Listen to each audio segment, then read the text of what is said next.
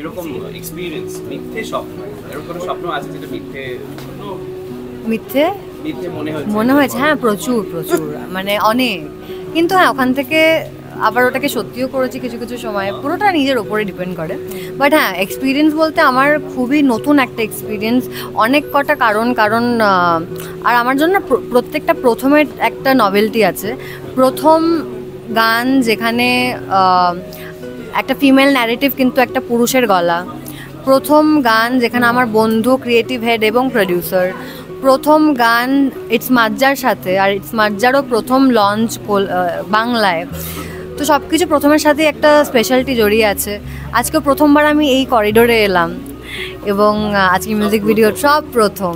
তো আমি খুবই খুশি এই সব কিছুর প্রথমের মধ্যে মিথ্যে স্বপ্ন নিয়ে। ইটস মাজ্জা বাংলা যেটা করেছে সেটা একটা সাহসী পদক্ষেপ নিয়েছে, যে নতুন বাংলা গান নিয়ে কাজ হচ্ছে। সেটা সবচেয়ে গুরুত্বপূর্ণ, যে নতুন লেখা হচ্ছে, নতুন সুর হচ্ছে, সেটা গাওয়া হচ্ছে।